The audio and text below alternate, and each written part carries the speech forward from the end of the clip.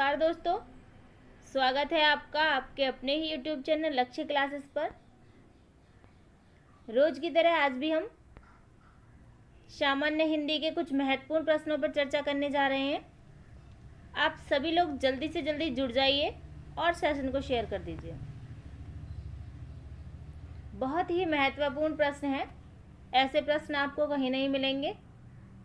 आप जल्दी से जल्दी शेयर कर दीजिए, सभी लोगों को जल्दी से जल्दी जोड़ लीजिए। बताइए भाई, सबको बहुत अच्छे प्रश्न रहते हैं, बिना बताए किसी को पता नहीं चलेगा, पहले बताना ही होता है। चलिए विचार पढ़ लेते हैं। आप जल्दी से शेयर कीजिए भाई, बिना शेयर किए काम नहीं चल रहा है बिल्कुल भी। विचार है हमारा, वक्त से लड़कर जो नसीब बदल दे, इंसान वही जो अपनी तकदीर बदल दे। कल क्या होगा कभी मत सोचो, क्या पता कल वक्त खुद अपनी तस्वीर बदल दे। वक्त से लड़ो, हो सकता है नसीब बदल जाए आपका।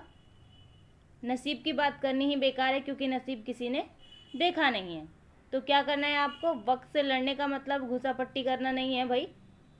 आपको वक्त से लड़ने का मतलब है जो अभी समय है उस समय को आप पढ़ो, ताकि आपका जो नसीब है यदि वो बेकार भी हो तो वो बदल जाए, अच्छा हो जाए। और जब आप आज मेहनत करेंगे तो कल की चिंता तो आपको करने की आवश्यकता है ही नहीं। आपका आज अच्छा है, आज आप मेहनत कर रहे हैं तो कल खुद ही अच्छा हो जाएगा। वक्त खुद ही अपनी तस्वीर बदल देगा। ठीक है, चलते हैं प्रश्न पर। तस्वीर बदलने के लिए हमें पहले प्रश्न पढ़ने होंगे, आंसर देने होंगे, एग्ज़ाम देना होगा, क्रॉस करना होगा, तब जाके हमारी तस्वीर बदलेगी। चलिए, स्वर्ग का संधि विच्छेद है प्रश्न है हमारा। जल्दी से कमेंट बॉक्स में आंसर दीजिए, कौन सा ऑप्शन सही है। स्वर्ग का संधि विच्छेद, सव प्लस अर्घ, स्वाहा प्लस अर्घ, स्वा प्लस गे या सु प्लस वर्ग। जल्दी से कमेंट बॉक्स में आपको आंसर देना है, कौन सा ऑप्शन सही है। बहुत ही ज़्यादा महत्वपूर्ण प्रश्न है ये, और ज़्यादातर लोगों का गलत होता है ये। और ये भी बताना है इसमें कौन सी संधि है, संधि विच्छेद भी बताना है और संधि भी बतानी है। ठीक है, तो जल्दी से कमेंट कीजिए।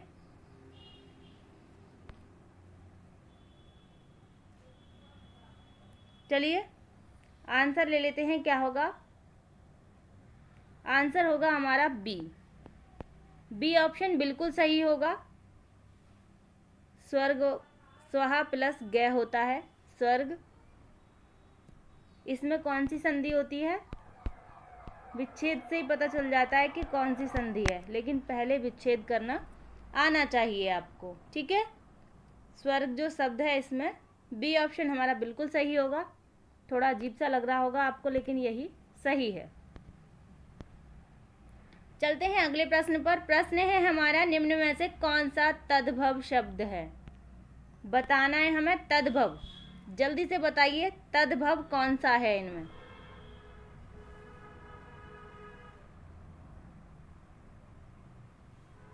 भाई तद्भव बताना है, जो हिंदी जैसा लग रहा हो वो तद्भव है, और जो आपको इसमें संस्कृत जैसा लग रहा हो वो तत्सम है। तो आप जल्दी से बताइए आपको ऐसा कौन सा लग रहा है जो आपकी सामान्य भाषा का शब्द है, क्योंकि सामान्य भाषा का शब्द क्या होता है, तद्भव होता है। कुछ शब्द ऐसे भी होते हैं जो सामान्य भाषा के से नहीं लगते हैं, क्योंकि कुछ शब्द ऐसे हैं जिन्हें हम तत्सम के ही प्रयोग करने लग गए हैं। चलिए आंसर देखेंगे तब आपको पता चलेगा कि कुछ शब्द ऐसे हैं जिनका हमें तद्भव पता ही नहीं है, उन्हें हम तत्सम ही शब्दों को सामान्य भाषा में प्रयोग कर रहे हैं। चलिए आंसर ले लेते हैं।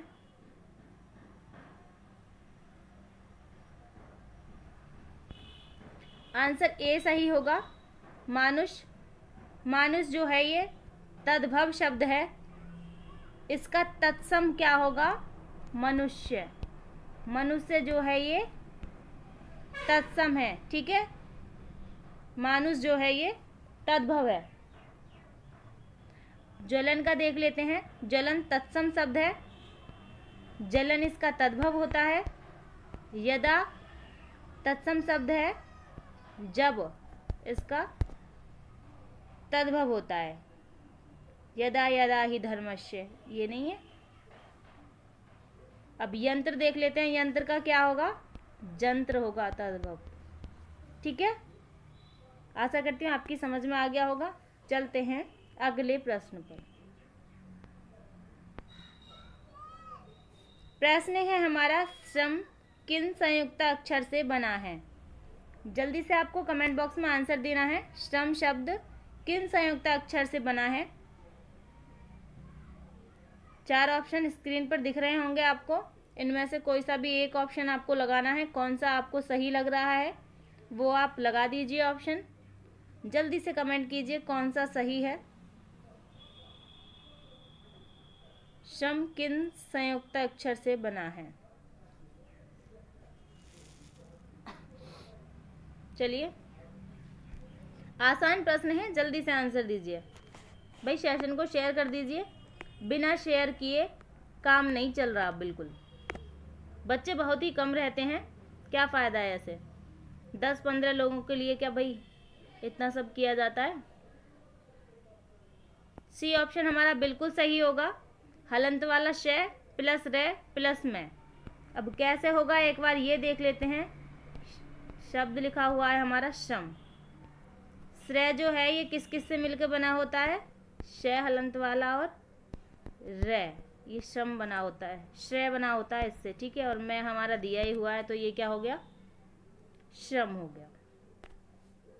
चलते हैं अगले प्रश्न पर। प्रश्न है हमारा, स्नेह प्रदर्शन में कौन सा समास है। जल्दी से आपको कमेंट बॉक्स में आंसर देना है, कौन सा समास है स्नेह प्रदर्शन में। द्वंद्व समास है, द्विगु समास है, तत्पुरुष समास है, वैभाव समास है। कौन सा समास है ये आपको बताना है।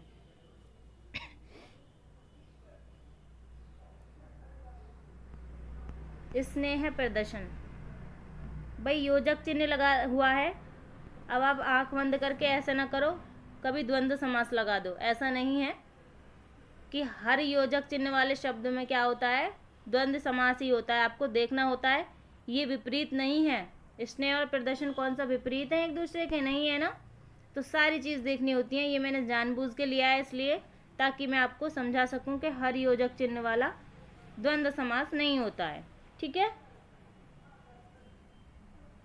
चलिए, उसके लिए क्या होता है, योजक चिन्ह भी हो और विपरीत भी हो एक दूसरे के। लेकिन ये क्या है, एक ही शर्त पूरी हो रही है हमारी, योजक चिन्ह तो है लेकिन विपरीत नहीं है, ये एक दूसरे के विपरीत नहीं है। तो इसमें क्या होगा, तत्पुरुष समास है। द्विगु समास इसलिए नहीं है क्योंकि इसमें संख्यावाचक नहीं है। अव्ययभाव समास इसलिए नहीं है क्योंकि इसमें प्रत्यय लगा हुआ नहीं है और इसमें उपसर्ग लगा हुआ नहीं है और इसमें क्या नहीं है, हमारा अव्यय लगा हुआ नहीं है कोई।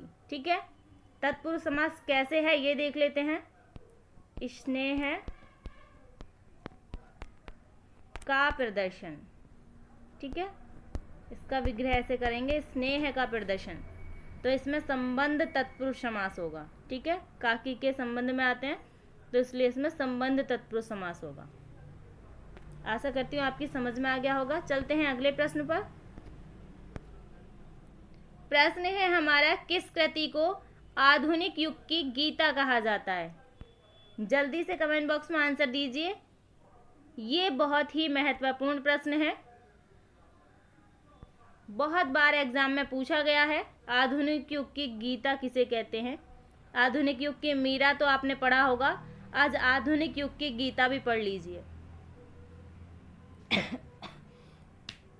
कमेंट में आंसर दीजिए, आधुनिक युग की मीरा किसे कहते हैं। और ये ऑप्शन आपको दिख ही रहा होगा, आधुनिक युग की गीता किसे कहते हैं। जल्दी से बताइए कमेंट बॉक्स में।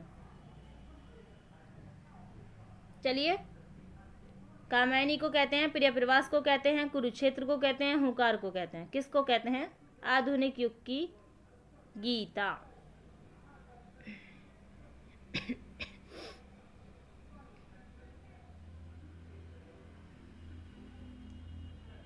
चलिए आंसर ले लेते हैं। आधुनिक युग की मीरा, मीराबाई को उसको कहते हैं महादेवी वर्मा को। ठीक है, आधुनिक युग की। कुरुक्षेत्र जो है इसको क्या कहते हैं हम, आधुनिक युग की गीता कहते हैं। कुरुक्षेत्र किसकी रचना है? ये रामधारी सिंह दिनकर की कृति है, ठीक है, जिसको आधुनिक युग की गीता कहते हैं। बहुत महत्वपूर्ण है, राइटर भी आपको बहुत याद रखने हैं इसके, कुरुक्षेत्र के, रामधारी सिंह दिनकर। चलिए अगले प्रश्न पर चलते हैं। प्रश्न है हमारा, इस धरा का इस धरा पर धरा रह जाएगा, कौन सा अलंकार है? इसमें कौन सा अलंकार है? इस धरा का इस धरा पर धरा रह जाएगा। जल्दी से कमेंट बॉक्स में आंसर बताना है आपको, कौन सा अलंकार है इसमें? श्लेष अलंकार है, यमक अलंकार है, अनुप्रास अलंकार है, उपमा अलंकार है? जल्दी से कमेंट बॉक्स में आंसर दीजिए।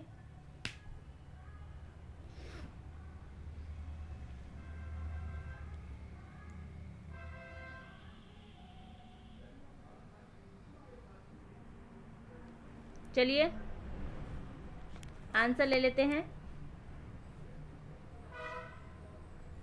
इस धरा का मतलब इस पृथ्वी का इस पृथ्वी पर ही रखा रह जाएगा, इसका अर्थ ये होगा। क्या इसमें श्लेष अलंकार होगा? श्लेष अलंकार में क्या होता है? एक ही शब्द के कई सारे अर्थ होते हैं, एक ही शब्द में कई सारे अर्थ चुपके हुए होते हैं, लेकिन यहाँ क्या हो रहा है? एक ही शब्द कई बार प्रयोग हो रहा है, लेकिन सबका अर्थ अलग अलग है, ठीक है। अनुप्रास अलंकार में वर्ण की आवृत्ति होती है, यहाँ वर्ण की आवृत्ति नहीं है, यहाँ तो शब्द ही दिए हुए हैं, धरा धरा धरा, ठीक है। उपमा अलंकार में तुलना होती है, कौन सा होगा? बी ऑप्शन बिल्कुल सही होगा। समान शब्दों के कई बार प्रयोग होने पर अर्थ अलग अलग हों तो वहाँ क्या होता है? यमक अलंकार होता है। समान शब्द हैं हमारे, धरा धरा धरा, लेकिन इनके क्या हैं? अर्थ अलग अलग हैं। ये जो दोनों धरा हैं, इस धरा का इस धरा पर, इनके अर्थ क्या हैं? पृथ्वी, इस पृथ्वी का इस पृथ्वी पर धरा रह जाएगा, इसका अर्थ है रखा। इस वाली धरा का मतलब है रखना, रखना, ठीक है, रखा रह जाएगा। आशा करती हूँ आपकी समझ में आ गया होगा। दो धरा हैं, इनका मतलब पृथ्वी से है, और इस वाली धरा का मतलब है रखने से, ठीक है। यमक अलंकार होगा। चलते हैं अगले प्रश्न पर। प्रश्न है हमारा, किस वाक्य में क्रिया वर्तमान काल में है? जल्दी से कमेंट बॉक्स में आंसर दीजिए। उसने फल खा लिए थे, मैं तुम्हारा पत्र पढ़ रहा हूँ, अचानक बिजली करौंद उठी, कल वे आने वाले थे। जल्दी से कमेंट बॉक्स में आंसर दीजिए, किसमें वर्तमान काल है? वर्तमान काल की क्रिया किसमें है?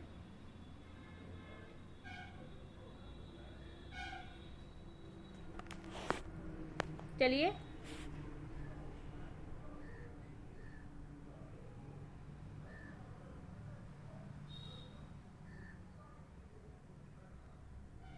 कार्य जब जारी रहता है तो उसमें कौन सी क्रिया लगती है? रहा है, रही हूँ, रहे हैं। बी ऑप्शन हमारा बिल्कुल सही होगा। मैं तुम्हारा पत्र पढ़ रहा हूँ, रहा हूँ वर्तमान काल का है, पढ़ रहा है, अभी पढ़ रहा है, ठीक है, जारी है और पढ़ भी रहा है, अभी वर्तमान में चल रही है ये, तो क्या हो गया? ये वर्तमान काल का उदाहरण हो गया। उसने फल खा लिए थे, पता नहीं कब खा लिए थे, पहले ही खा लिए थे, ठीक है। अचानक बिजली करौंद उठी, पता नहीं कब की बात है जब ये बता रहा है।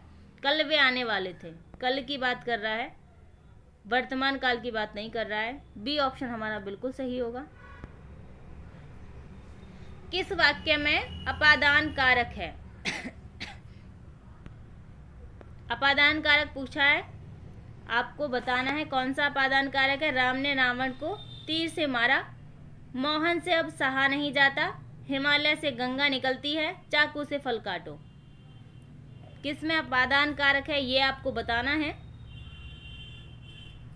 जल्दी से कमेंट बॉक्स में आंसर दीजिए। प्रश्न बहुत महत्वपूर्ण है और ऐसे प्रश्न एग्जाम में बहुत आते हैं और बहुत लोगों के गलत भी हो जाते हैं, क्योंकि ये थोड़ा सा कंफ्यूजन क्रिएट करने वाला प्रश्न है। चलिए जिसको कारक सही से आते होंगे वो उसे सही से समझ लेगा। अपादान कारक में क्या होता है? अलगाव की स्थिति होती है। से का प्रयोग तो होता ही है, लेकिन उसके बाद भी क्या होता है? अलगाव की स्थिति होती है, अलग हो रहा होता है। देखिए इनमें से पढ़ के किस में अलगाव की स्थिति हो रही है। सी ऑप्शन हमारा बिल्कुल सही है। हिमालय से गंगा निकलती है, हिमालय से गंगा अलग हो रही है, अलगाव की स्थिति है। गंगा निकलती है हिमालय से। राम ने रावण को तीर से मारा, से तो यहाँ भी आ रही है, लेकिन यहाँ क्या है? द्वारा के अर्थ में प्रयोग हो रही है। राम ने रावण को तीर के द्वारा मारा, ठीक है, तीर से मारा, तीर के द्वारा मारा, तो क्या हो गया यहाँ? तीर से कार्य हमारा संपन्न हो रहा है, तो यहाँ क्या होगा? करण कारक होगा। मोहन से अब सहा नहीं जाता, कर्म कारक होगा। चाकू से फल काटो, करण कारक होगा। यहाँ भी से द्वारा के अर्थ में प्रयोग में आ रही है। चाकू से फल काटो मतलब चाकू के द्वारा फल काटो, ठीक है। साधन के रूप में प्रयोग होता है जहाँ पे, वहाँ क्या होता है? करण कारक होता है। गंगा हिमालय से निकल रही है, यहाँ अपादान कारक होगा। चलते हैं अगले प्रश्न पर। प्रश्न है हमारा, कबीरा सोई पीर है, जे जाने पर पीर, जे पर पीर न जानई, सो काफिर बेपीर। पंक्तियों में कौन सा अलंकार है ये आपको बताना है। जल्दी से कमेंट बॉक्स में आंसर दीजिए कौन सा अलंकार है। ये प्रश्न भी बहुत महत्वपूर्ण है और एग्जाम में आता भी है। इनफैक्ट कई बार एग्जाम में आ भी चुका है। हिंदी में नए प्रश्न बहुत कम बनते हैं, ज़्यादातर रिपीटेड प्रश्न होते हैं। चलिए आंसर दीजिए जल्दी से।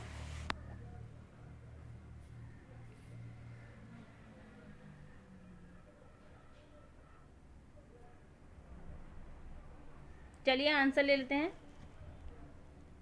पहले इसका अर्थ हम जान लेंगे, तब हमें इसका आंसर पता चलेगा। कबीरा सोई पीर, पीर यहाँ भी है, पीर यहाँ भी है और पीर यहाँ भी है, तो आपको पता चल रहा है पीर 3 बार प्रयोग हुआ है और तीनों बार इसके क्या हैं?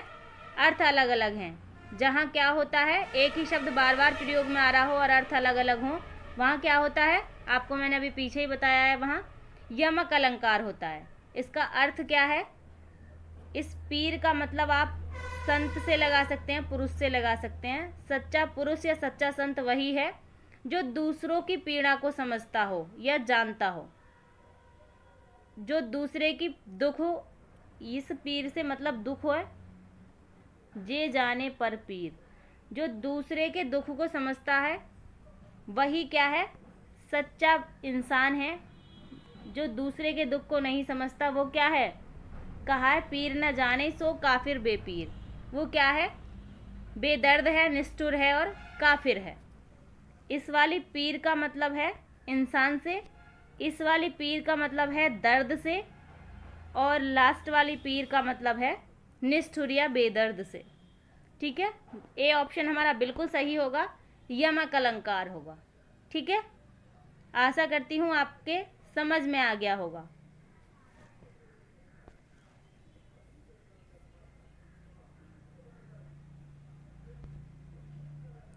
प्रश्न है हमारा, हिंदी में शब्दों का लिंग निर्धारण किसके आधार पर होता है? संज्ञा के आधार पर, सर्वनाम के आधार पर, क्रिया के आधार पर या प्रत्यय के आधार पर? जल्दी से कमेंट बॉक्स में आंसर दीजिए, किसके आधार पर होता है हिंदी में लिंग निर्धारण? किसके आधार पे आप बताते हैं कि स्त्री है या पुरुष है?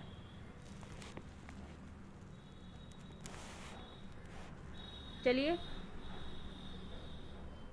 क्रिया को हम किसके आधार पर लगाते हैं देखते हैं।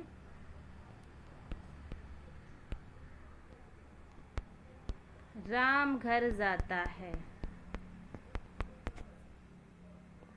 राम क्या है? हमारी संज्ञा है। राम के अनुसार हमने लगाया है जाता है, तो संज्ञा के अनुसार लगाते हैं हम।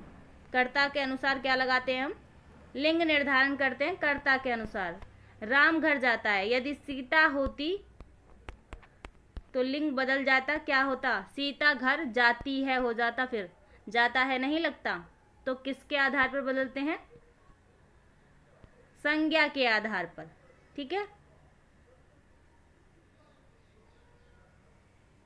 चलते हैं अगले प्रश्न पर।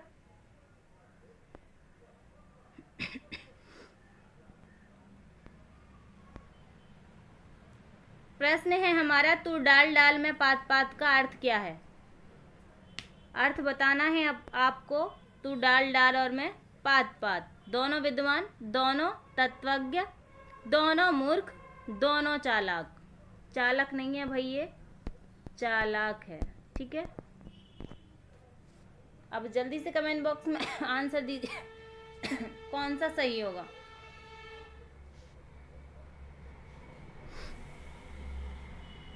जल्दी से आंसर दीजिए कौन सा सही होगा। इसे तो आप यूज भी करते हैं बहुत, कहते हो ना भाई तू डाल डाल है तो मैं पात पात हूँ, मतलब तू पेड़ की डाली डाली पर है तो मैं पत्ते पत्ते पर हूँ।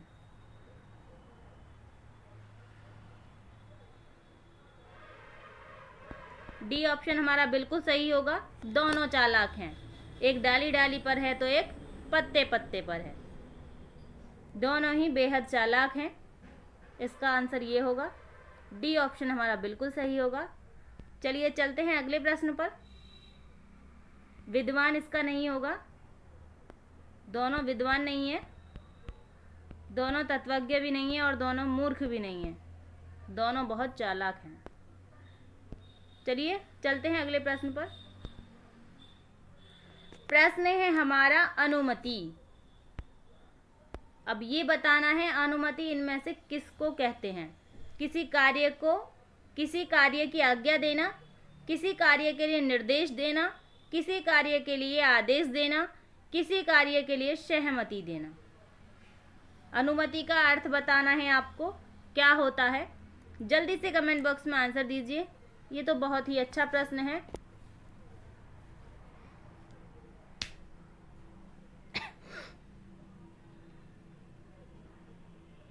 जल्दी से बताइए क्या होता है अनुमति?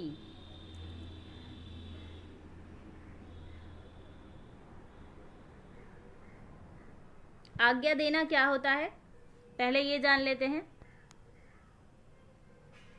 क्या है होता है आज्ञा देना? टीचर ने कह दिया, क्या कह दिया? तुम अंदर आ सकते हो, तुम घर जा सकते हो, ये हो गई आज्ञा। आज्ञा दिया है उसने घर जाने के लिए। निर्देश क्या होता है? आदेश और निर्देश में थोड़ा सा फर्क है। कैसा फर्क है? यदि टीचर बोलता है गेट आउट तो ये क्या हो गया? आदेश हो गया। लेकिन यदि टीचर ये बोलता है सभी लाइन से बाहर जाएं, ये क्या हो गया? निर्देश हो गया। ये सहमति क्या होती है? अनुमति को सहमति कहते हैं। डी ऑप्शन हमारा बिल्कुल सही है। किसी कार्य को करने की सहमति देना या इजाज़त देना, उसे कहते हैं सहमति। सैटरडे को बच्चे खेलने जाते हैं, किसी टीचर से आप पूछने गए सर हम खेलने जाएं, टीचर ने कह दिया हाँ भाई जाओ खेलने, ये क्या हो गया? सहमति। आपसे पूछेगा कोई बाहर आके भाई किसकी अनुमति से आप बाहर आए हैं, तो आप कहेंगे सर ने कहा था, अनुमति दी है हमें खेलने की। अब इसे बहुत अच्छे उदाहरण के साथ समझ लेते हैं। मम्मी ने सब्जी लेने भेजा है तो क्या किया है? आदेश दिया है सब्जी लेने का, सब्जी ले आओ। लेकिन यदि मम्मी ने ये कह दिया कि कल सब्जी खराब लेके आया था, आज क्या करना है? आलू देख के लेके आने हैं। पीले पीले से जो आलू होते हैं वो क्या होते हैं? मीठे निकलते हैं, सफ़ेद सफ़ेद से लेके आने हैं, ये निर्देश हो गया। लेकिन यदि मम्मी ने पार्टी में जाने के लिए पैसे दे दिए तो क्या हो गया? सहमति हो गई है। ठीक है, हम पूछ रहे हैं मम्मी पार्टी में जाएं और मम्मी ने क्या कहा? बोल दिया जाओ और पैसे भी दे दिए, ये क्या हो गया? मम्मी की सहमति हो गई। चलिए चलते हैं अगले प्रश्न पर।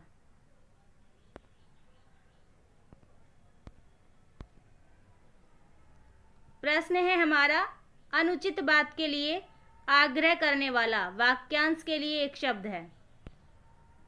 जल्दी से कमेंट बॉक्स में आंसर दीजिए। अनुचित बात के लिए आग्रह करने वाला वाक्यांश के लिए एक शब्द पूछा है। दुराग्रह, अनाग्रही, दुराग्रही, कुआग्रही। कौन सा ऑप्शन सही होगा जल्दी से आपको बताना है। बहुत ही अच्छा प्रश्न है और बहुत बार एग्जाम में आया हुआ प्रश्न है और बहुत बच्चों ने गलत किया है भाई, बहुत बार गलत होता है ये प्रश्न, इसलिए थोड़ा ध्यान से पढ़ना और ध्यान से ऑप्शन लगाना।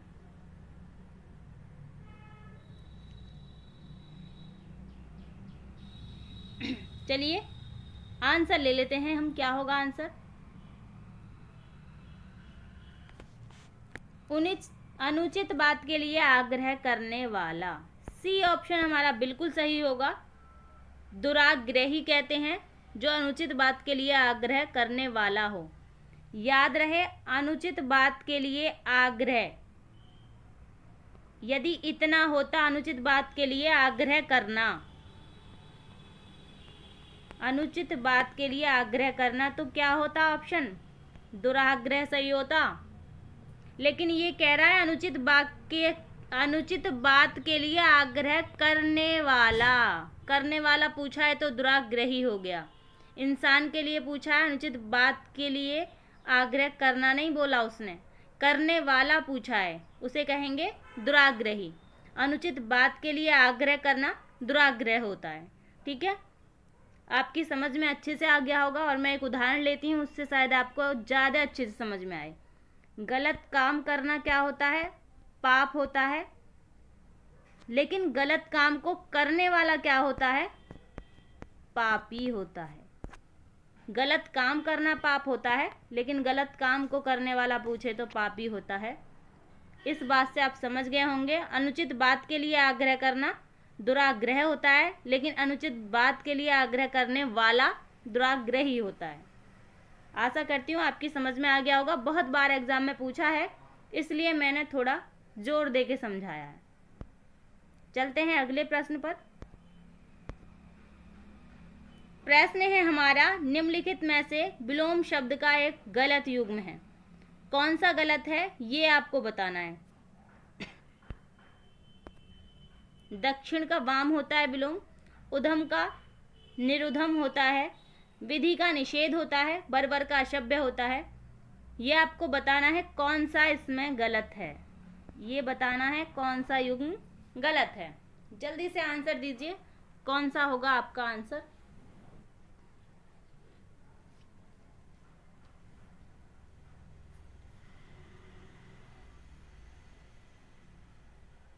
जल्दी से आंसर दीजिए। बहुत ही अच्छा प्रश्न है। दक्षिण का वाम होता है, बिल्कुल सही है। उधम का निरुधम होता है, बिल्कुल सही है। विधि का निषेध होता है, ये भी सही है। लेकिन बर्बर का असभ्य नहीं होता। क्या होता है? बर्बर का सभ्य होता है भाई, असभ्य नहीं होता। ठीक है, बर्बर का सभ्य होता है, असभ्य नहीं होता विलोम। ठीक है जी, चलते हैं अगले प्रश्न पर। प्रश्न है हमारा, पानी पीकर घर पूछने का अर्थ है। पानी पीकर घर पूछने का अर्थ है, ये आपको बताना है। अनोखा काम करना, विपरीत काम करना, काम निकलने के बाद सोचना, आराम से विचार करना। पानी पीकर घर पूछना। जल्दी से कमेंट बॉक्स में आंसर दीजिए कौन सा ऑप्शन सही है। 4 ऑप्शन आपके सामने हैं, आप स्वतंत्र हैं आंसर देने के लिए, यहाँ पर भी और एग्जाम में भी। अब तो स्वतंत्र ही रहते हैं, पर यहाँ आप शेयर करने के लिए भी स्वतंत्र हैं, लेकिन कर नहीं रहे हैं। ये बहुत गलत बात होती है, आपको शेयर करना चाहिए। चलिए आंसर ले लेते हैं। सी ऑप्शन हमारा बिल्कुल सही होगा। काम निकलने के बाद सोचना, पानी पीकर घर पूछना। काम निकलने के बाद सोचना, स्वार्थ सिद्ध करने के बाद क्या कह रहे हैं हम? हाल चाल पूछ रहे हैं, भाई ठीक हो। अपना कोई काम किसी पे करा रहे हैं और फिर बाद में पूछ रहे हैं, भाई ठीक ठाक हो आप। इसका वही मतलब है पानी पीकर घर पूछना। पहले हम किसी के घर चले गए, फिर हमने पानी पी लिया, फिर हम पूछ रहे हैं भाई ये उसका ही घर है जिसके हम आए हैं। ये तो गलत बात है। चलिए, प्रश्न है हमारा, विसिक किस शब्द का पर्यायवाची है? ये आपको बताना है। जल्दी से कमेंट बॉक्स में आंसर दीजिए। बुद्ध का, बाण का, तरु का या सरोवर का? यदि आप मेरी वीडियो ध्यान से देखते होंगे तो ये मैंने करवाया है। जल्दी से आप बताइए कमेंट बॉक्स में कौन सा आंसर होगा।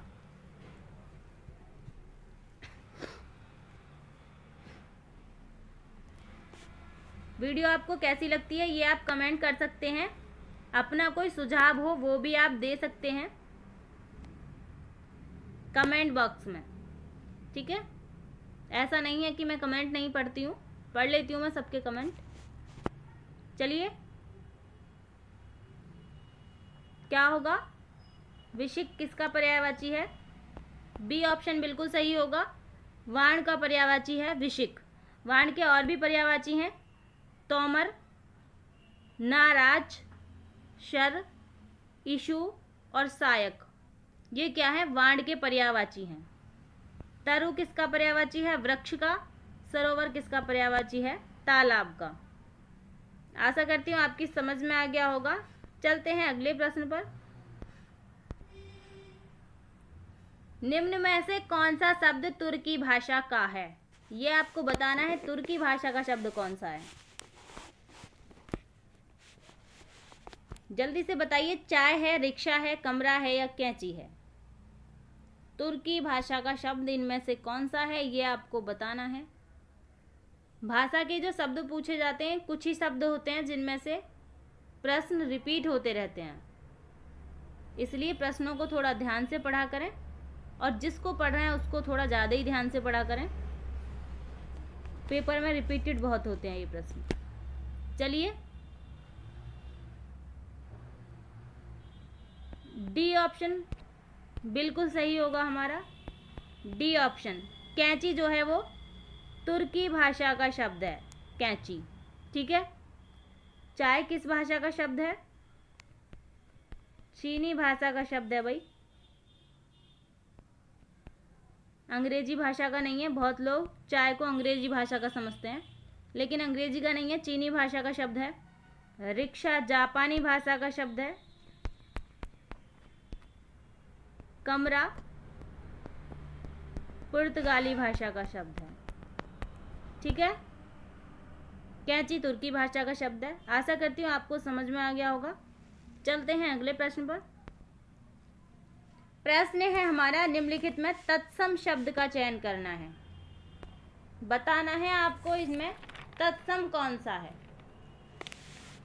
जल्दी से कमेंट बॉक्स में आंसर दीजिए, तत्सम कौन सा है? बारात है, वर्षा है, हाथी है या आंसू है?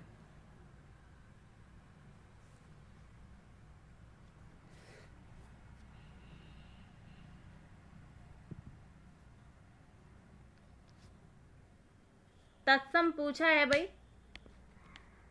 तत्सम बताना है आपको। चलिए आंसर ले लेते हैं। बी ऑप्शन बिल्कुल सही होगा। वर्षा जो है ये तत्सम शब्द है। इसका तद्भव क्या होगा? इसका तद्भव बरसात होगा, ठीक है। बरसात वर्षा का तद्भव होता है। वर्षा तत्सम शब्द है। आंसर हमारा बी सही है। बारात देख लेते हैं, ये तत्सम, बारात जो है हमारा ये तद्भव शब्द है। इसका तत्सम क्या होगा? वर यात्रा, ठीक है। वरी तो यात्रा लेके जाता है भाई बारात में। हाथी का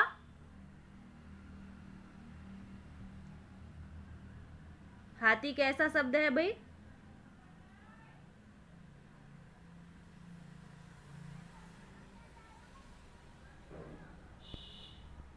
हाथी का तत्सम क्या होता है? हस्ती। तद्भव शब्द है हाथी, इसका तत्सम होता है हस्ती। आंसू है, तद्भव शब्द है, और क्या होता है इसका तत्सम? अश्रु। ठीक है, आशा करती हूँ आपकी समझ में आ गया होगा। बी ऑप्शन हमारा सही है।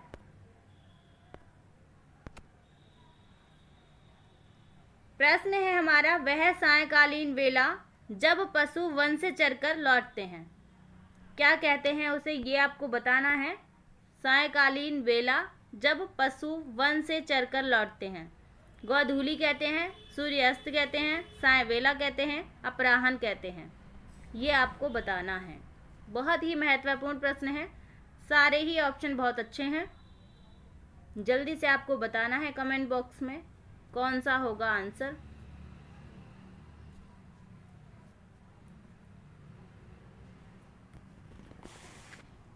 चलिए, वह सायंकालीन बेला जब पशु वन से चरकर लौटते हैं।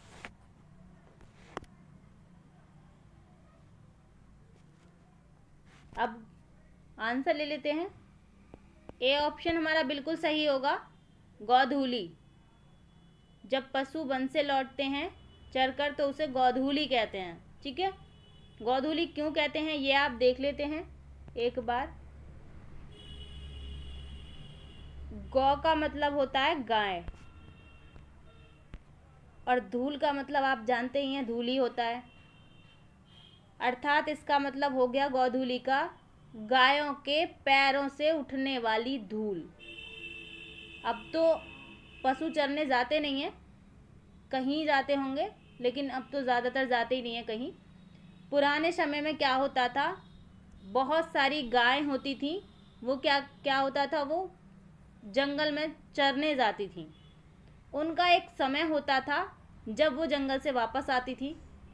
इतनी सारी गाय होती थी और एक साथ वापस आती थी, तो उनके पैरों से क्या होता था, बहुत सारी धूल उठती थी, और सबको पता चल जाता था कि क्या हो रहा है, सायंकाल हो रही है, शाम होने वाली है।